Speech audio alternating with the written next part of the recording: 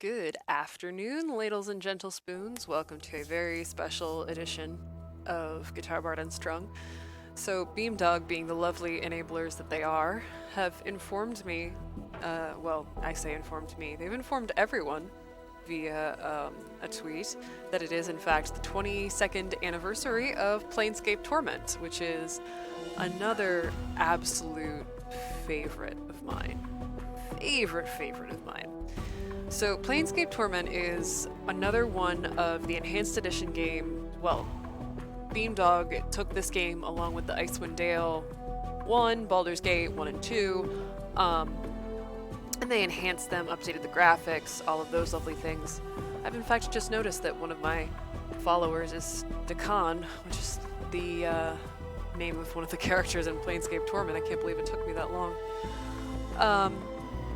So they've updated the graphic, well, not updated the graphic, they've kept the original graphics, they've made them a little smoother for, modern PCs, but they've kept all of the original charm and loveliness of said graphics when this game first came out in, let's see, this would make it 1999.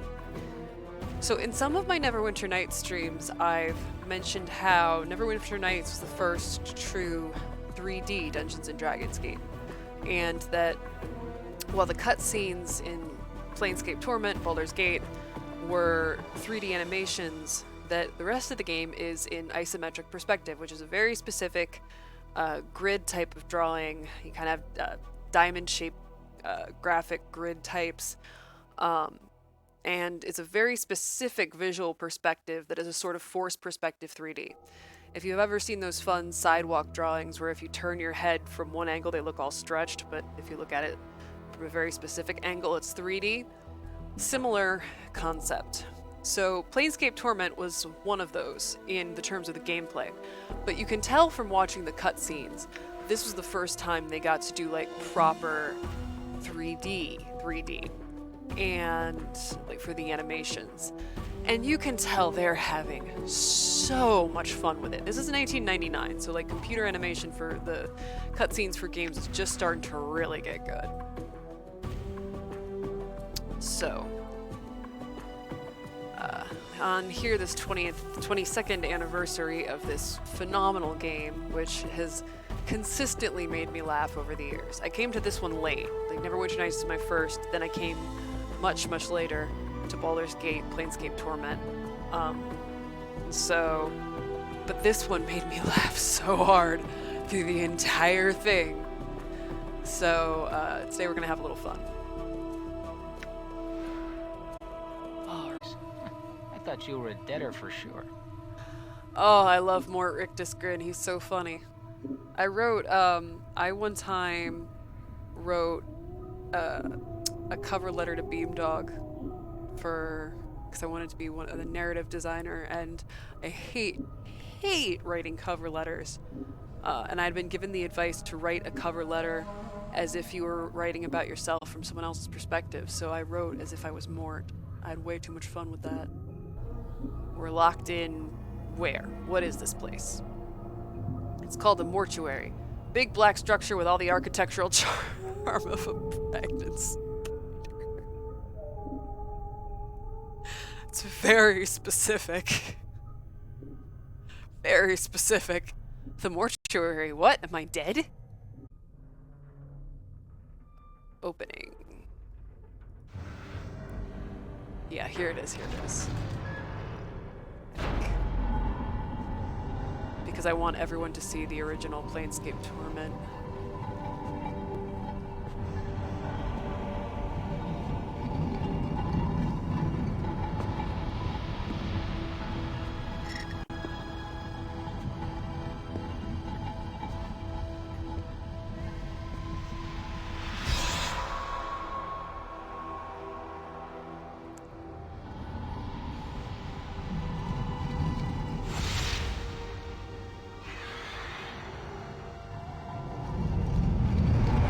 Was like the very beginning of CGI.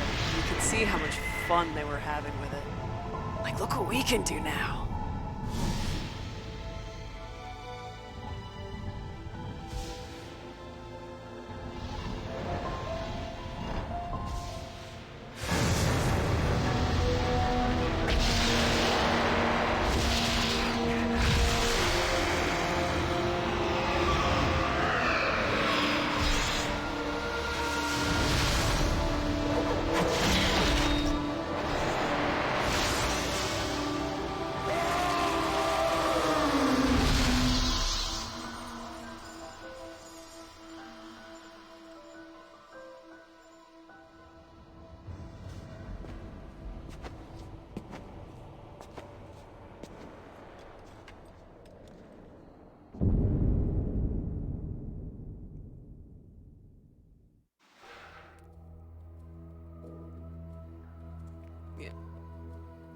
So yeah, that's the original opening to, it's so good. God, I have this I love Mort, but at the same time, oh my god. Look, Chief, these dead chits are the last chance for a couple of hardy bashers like us. We need to be chivalrous. No hacking them up for keys, no lopping their limbs off, things like that. Last chance? What are you talking about? Chief, they're dead. We're dead. See where I'm going? Eh? Eh? Lord have mercy on my soul, this game makes me laugh. Because I love the planar lore and the Planescape lore. It has so much potential and so much power and so much to explore, and you know, there is so much that can and could get you emotionally, but it's just so rarely been done well, I think. Whereas Planescape Torment, the reason this game caught me is not only because it made me laugh, but it got me. So like in Ravel Puzzle Well, when you have to give the answer to what can change the nature of a man, you can answer something other than the answer. And when Ravel Puzzle Well tells you that that is not the answer, you can say to her, that may not be the answer, but it is my answer.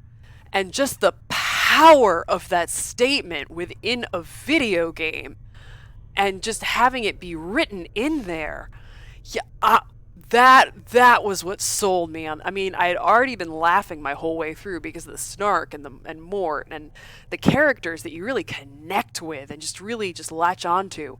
But that moment right there, that was what sold me on this game. It is not the answer, but it is my answer. Loved that. Sorry, I could get on my soapbox about Planescape Torment and the old D&D games and how much they captured you emotionally for hours because they were so good. So good. That was what got men killed. Yes, it is not the answer, but it is my answer. Oh my god. Because my answer was different than the answer. Ugh. This game, there's so much to it. And the old D&D games really got you. They really made you think. They got your heart. They really captured your attention and your emotions in a way that very, very few modern games do. I think before you jumped on the stream, I was talking about how I applied to Beamdog at one point, and I hate writing cover letters passionately. And I'd been given the advice to write a cover letter as if you're talking about yourself from someone else's point of view. So I wrote a cover letter as Mortimer Rictusgrin. Like, hey, Chiefs of Beamdog, this is Mort. So Guitarbard asked me to, obviously it's my real name, Guitarbard asked me to write a little something about her, and I told her I would if I had hands, and then I laughed and I told her I'd help her out proper. Okay, so here's the deal as to why it was so much fun. I specifically was like, there was one point where I had Mort be like, "Oh, so your offices are in Kenya, huh? Oh yeah, there are some good devils down there. It's pretty cool to, not Canada, not Kenya. Oh okay, yeah, same temperature though. Because Kenya is the 8th level, is like a frozen wasteland in the hells. I had so much fun with that. I'll have to post it on one of my socials or one of my Twitch stream and just read it somewhere. I had way too much fun. And like I had a couple parts where like Mort said something inappropriate. It was like, "Ow! Stop throwing things! You asked me for help!" Way too much fun.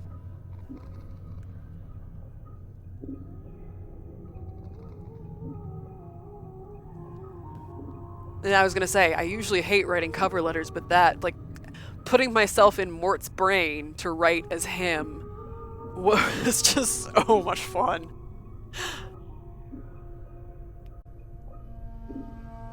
Let's see. It's like, yeah, since your fortress is in Kenya, she could probably just negotiate with the Bayatazu for some portal access and... Oh, Canada! Okay. Same climate though, right? I'm sure if she asks nicely enough, she can get a portal key for it. I've been informed that those are called visas, and they're not even made from crooked finger bones. Lame. Ow! What did I say about throwing things? Anyway, I do hope you'll take the words of the plane's smartest floating skull into account. Put her name in the magical hiring fire goblet from the wizard book that I keep hearing about. Ignore the nameless one's back tat and trust the skull. TM.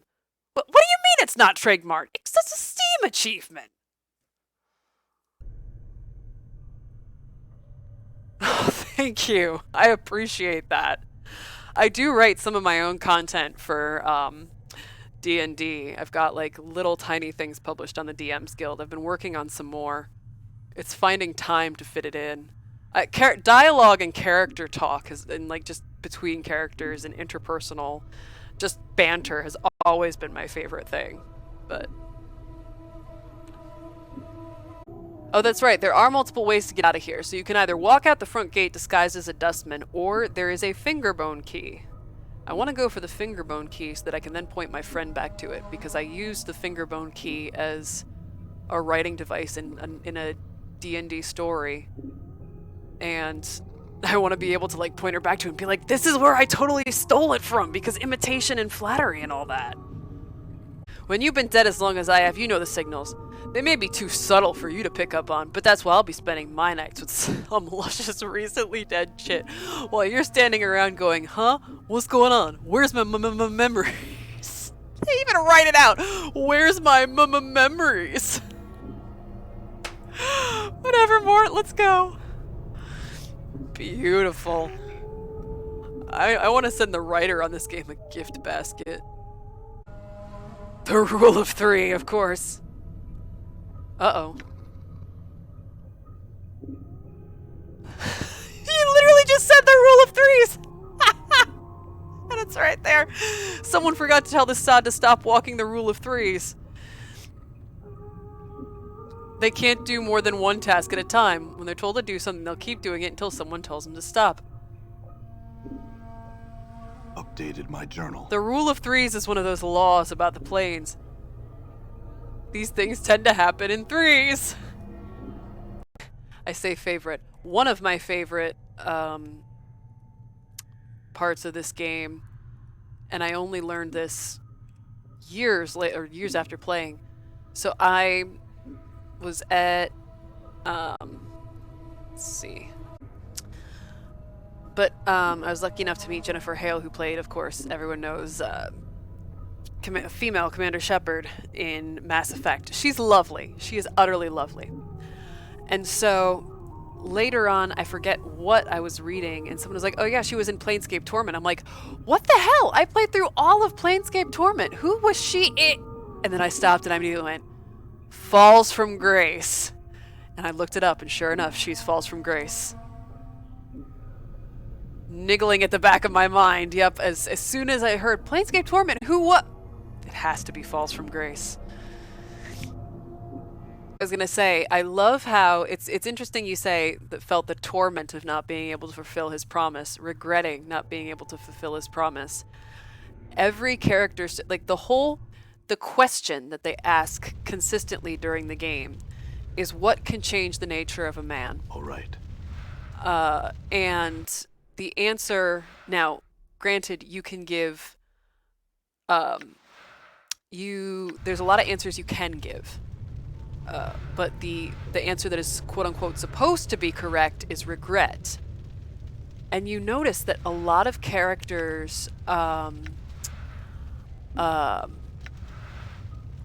say a lot, all the characters' backstories, there is some reference to regret. I'm not attracting anyone's attention.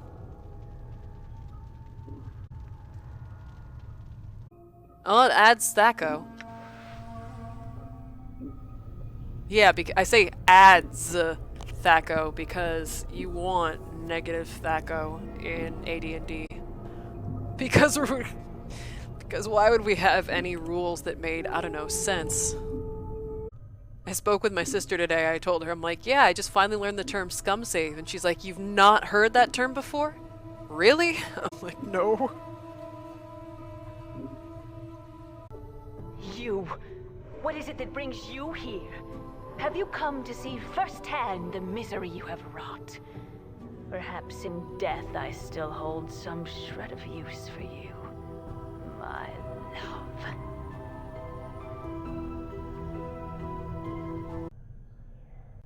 I swear I will find some means to save you or This is join what you. my eyes see, my love. Unfettered by the shackles of time. That sounds like Jennifer Hale, too.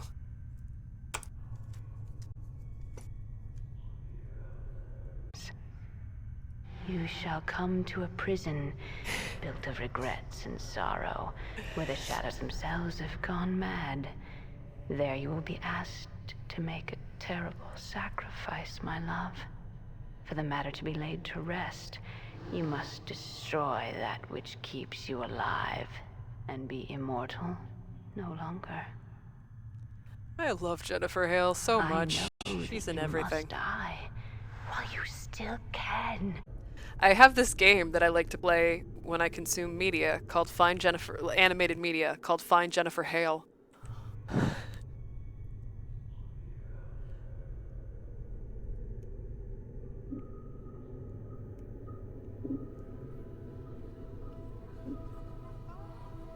And I usually succeed.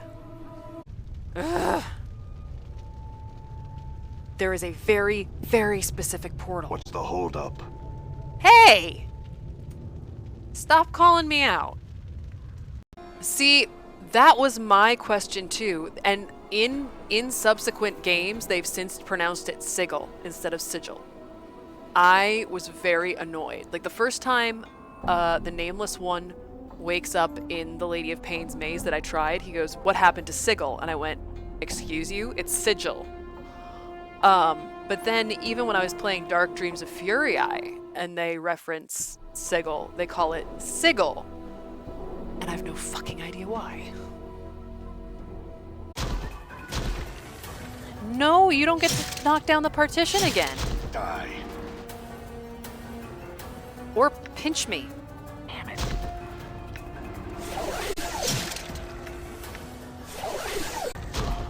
Okay, so I guess I'm gonna be playing while petting a cat, which, you know, there's worse fates. I think the longest ever D&D... This was in college, I couldn't do this now. The longest ever D&D session, we were playing 3.5, and we went from 6 p.m. to 6 a.m.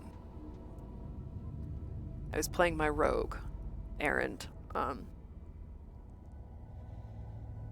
Could never do that now.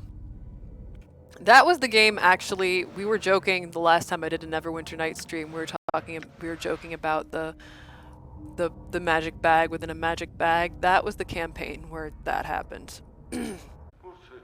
I've said a lot of things earlier, and I have a memory like the nameless ones.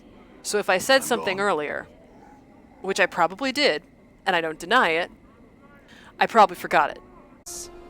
Yes, but I'm not permitted to tell you a story.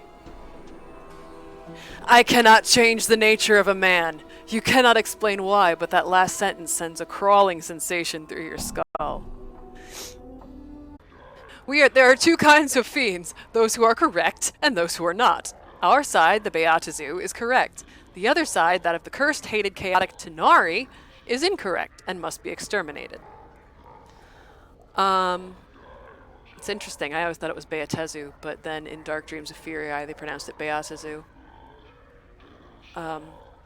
Yeah, so the Tanari are the chaotic fiends, and then the Bayatazu are the 9 hells fiends. Any excesses the Bayatazu state may have indulged in are simply to counter the rising tide of chaos represented by the Tanari.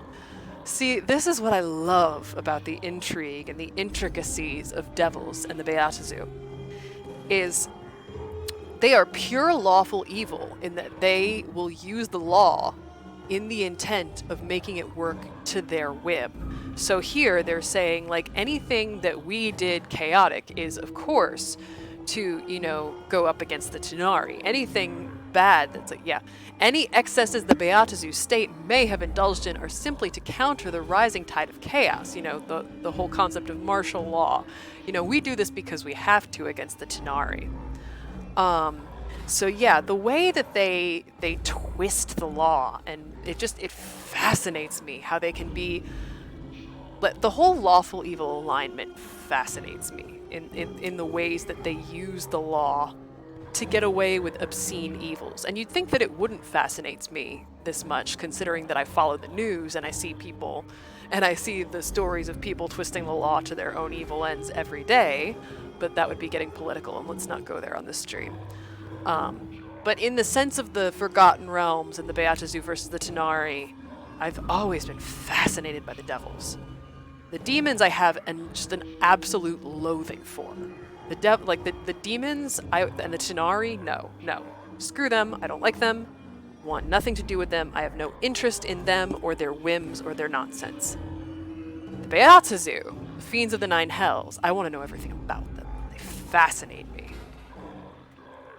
Just the whole beginning with Asmodeus. You know, basically, like, when the Celestials challenged him basically putting down a big stack of papers and being like, here's why your laws suck, and here's why I'm right. Just enough to make them question and argue. It's just... Yes, I probably should have gone to law school, but... I would travel up your path with you. I accept. An extra blade would be welcome. Your path is mine. Dakan travels with us! Endure. And enduring, grow strong. Dress party.